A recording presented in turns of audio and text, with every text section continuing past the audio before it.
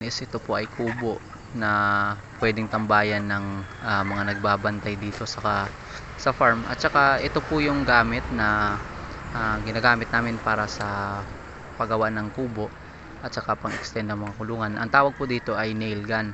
So hindi na po kailangan ng mano-mano na pagpukpok ng pako, kundi at isang pindot mo lang dito sa nail gun is baon ka agad yung pako. So ipapakita ko pa sa inyo guys kung paano ito gamitin. At ito po guys, circular saw. Battery operated din po, pareho po silang battery operated ng 18 volts, at ang brand po nila is DeWalt po.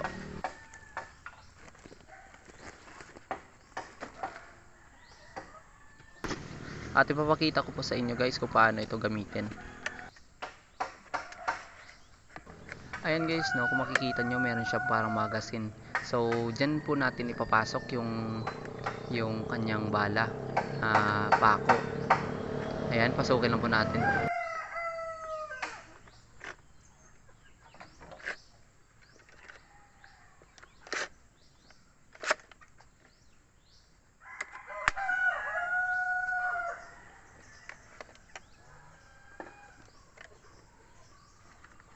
So after po natin mapasok yung pako guys is ayan, push lang natin pababa, at saka may sound po niyan, at saka click natin yung trigger, puputok po yan, at saka ayan, baon na baon po yung pako.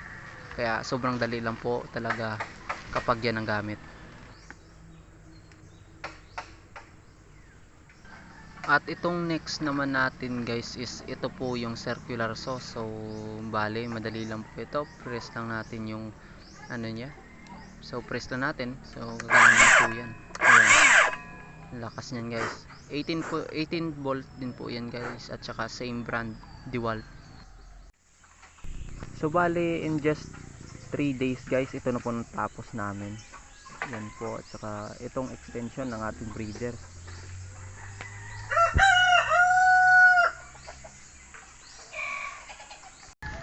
So proceed na tayo guys sa ating topic ngayong araw.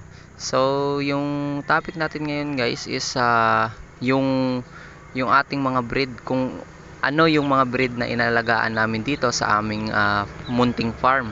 So pag-uusapan natin kung magkano ang presyo ng sisiw, magkano ang presyo ng RTL ng aming mga inalagaang sisiw dito. So hindi na natin guys pag-uusapan yung RIR, dahil matik naman po, alam naman po siguro ng lahat na ang RIR is nabibili po ng day old ng 150 per head, at saka yung RTL po is 1,500 per head po yan. So kaya kami nag-extend guys, kasi sobrang dami na nitong aming napapisa na sisiw ng RIR. So kailangan na talaga namin mag-extend, at malapit na po kasi itong mag 100 heads po. At saka itong nakikita nyo po ngayon is meron po ditong 1 week old, at saka meron din po ditong day old.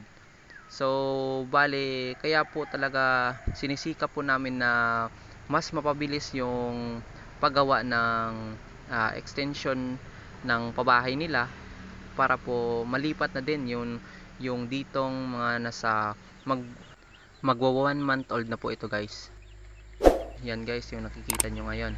So bali, kaya po talagang obligado na po kami na tapusin kaagad, at saka mapabilis yung paggawa ng pabahay nila, dahil siksika na po ang ating sisiw sa ating brooding pen. Kaya baka po masuffocate yung ating mga sisiw dahil sa sobrang dami din po nila. So bali, yung doon sa pinakamalaking kulungan namin guys is puro mga sisiw na lang po ang ilalagay namin doon.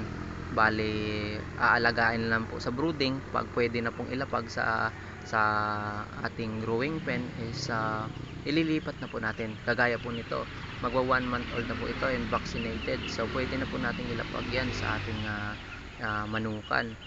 So bali, babalutin na po natin ng trapal yung gilid, para po hindi sila masyado malamigan tuwing gabi. And then kapag naiinitan, lupay pa yung pakpak nila, is itataas lang po natin yung ating trapal. So itong 1 month old chicken natin guys is nasa 50 heads na po ito.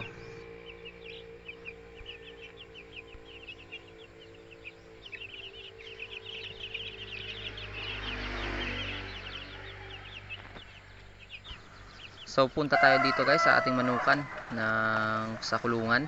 So dito guys, yung una nating ipapakita sa inyo is ito yung una at pinakamalakas mangitlog at ang may hawak ng record sa pinakamaraming na itlog in 1 year. So ito yung Black Australorp. So ito yung base guys yung sa observation ko at sa experience ko. So mas mabilis lumaki yung ating Black Australorp kaysa sa RIR. So at saka itong ating Black Australorp din guys is hindi masyadong sensitive kaysa sa RIR. Yung RIR kasi natin guys is medyo masakitin talaga. At ito kasi yung ating Black Australorp is medyo hindi maselan sa sakit. So ito po guys yung Black Australorp natin. Nabili po natin ito sa day old din po sa halagang yung iba po dito pala guys is 10 days. 10 days po. 10 days po namin nabili. Bali 8 po yun is nasa 350 or 300 ata yun, hindi ko na matandaan. So bali ganun po, nasa 300 or 350 each yun. And then yung day old nabili namin is nasa 250. Nasa 250 po ang per head nito. So bali ngayong katapusan ng February guys is magto 2 months na po itong ating Black Australorp. At kung mapapansin nyo guys is grabe po yung laki nitong ating Black Australorp. 2 months old guys, ganyan po kalaki. At yung 1 month old po natin na RIR is sobrang layo po ng diferensya ng paglaki nitong ating Black Australorp. Kasi yung mapapansin nyo guys, yung ating RIR, yung dibdib niyan is V-shape. V-shape po yan. Kumpara dito sa ating Black Australorp is medyo maganda po yung dibdib niya, hindi po pa V-shape. Kaya guys, kung ako ang tatanungin nyo kung maganda ba ang kitaan dito sa pagmamanok, so bale ako guys is kakasimula pa lang namin ng papa ko sa pagmamanok is madami na din pong nagtatanong sa presyo at saka meron na rin pong nagpapareserve sa amin. Ang problema nga lang po is kailangan naming magparami ng sarili naming mga manok dahil nga baka kami yung mawalan bandang huli.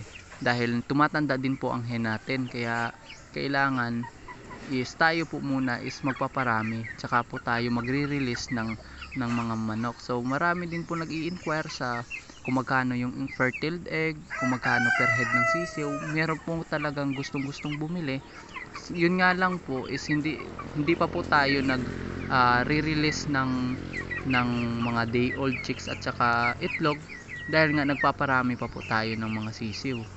So it's a sign guys na maganda po ang magiging resulta nitong ating heritage farm dahil marami pong nagkaka-interest at marami pong nagtatanong talaga sa atin at nagpapareserve nitong ganitong manok. Kaya para sa akin guys is maganda po ang kitaan sa manok, basta alamin nyo lang kung saan nyo i-market yung manok para po hindi po kayo malugi.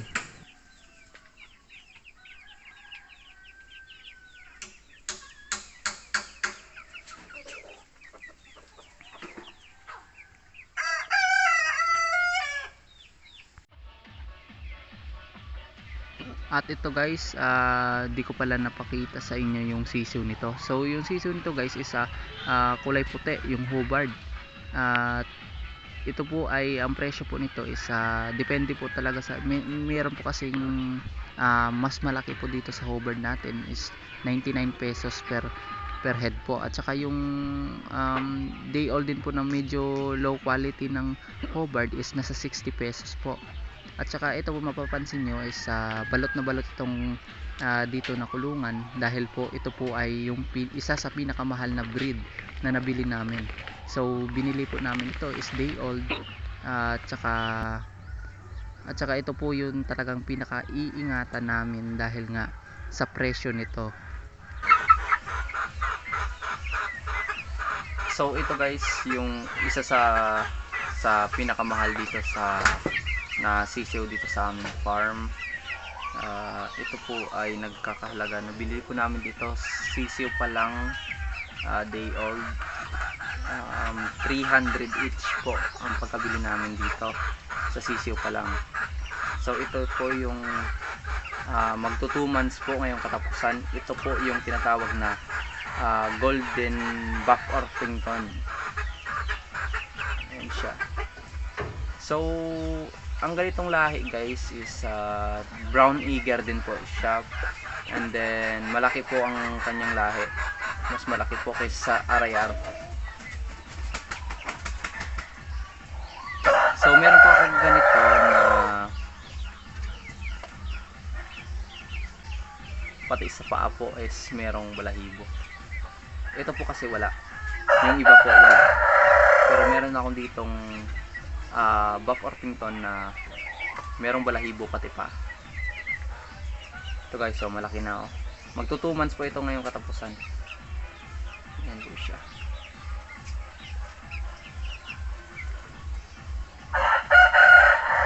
Bali ito po yung yung merong balahibo sa paa.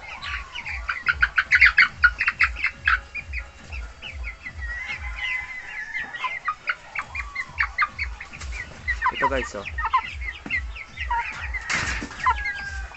Kung makikita nyo, meron siyang balahibo sa paa. Yan, oh. Pati sa paa po merong balahibo. Parang katulad po siya ng Brahma.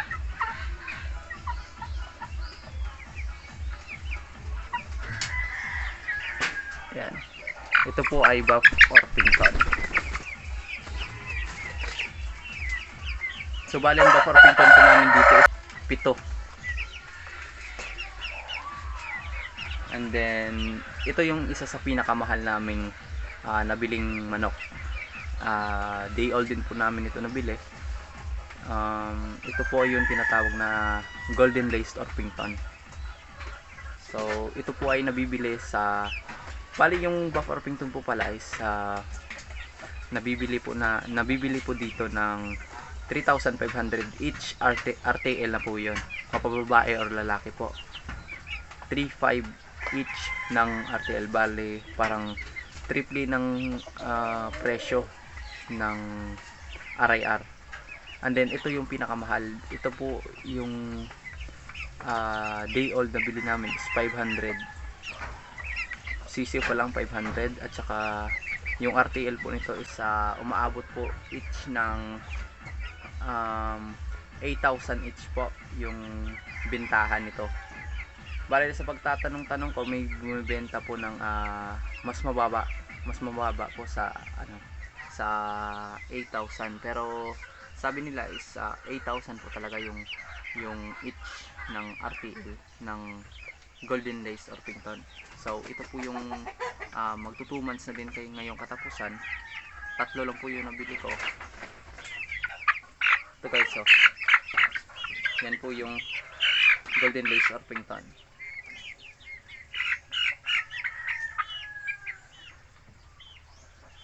Yan po siya guys. Ganda ng balahibo. So bali guys, kapag lumaki na po ito, tumitingkad po yung kulay niya na kagaya ng ganito. Yan po ang lalaki. At saka ito naman po yung mga babae. Ganyan po ang kulay. Pag tumatagal, tumitingkad po. So bali kapag ganito po kasi is maliit pa lang, is medyo parang hindi masyado gold yung kanyang kulay. Itim at saka kulay parang abu-abuhin lang siya. So kapag lumaki, ganun yung kulay niya guys. Kaya isa sa pinakamahal dito sa farm namin is yan, yung Buff Orpington at saka Golden Lace. So hanggang dyan lang po muna guys. Maraming salamat sa panonood. At kung nagustuhan mo po ang aming video ay sana po mag-subscribe po kayo. Yan po ay napakalaking tulong sa paglago ng channel ko po. At patuloy lang po tayo sa pag-upload ng tips, pagtuturo sa pagmamanok, about sa heritage. And hanggang dito na lang po guys. God bless and happy farming sa ating lahat.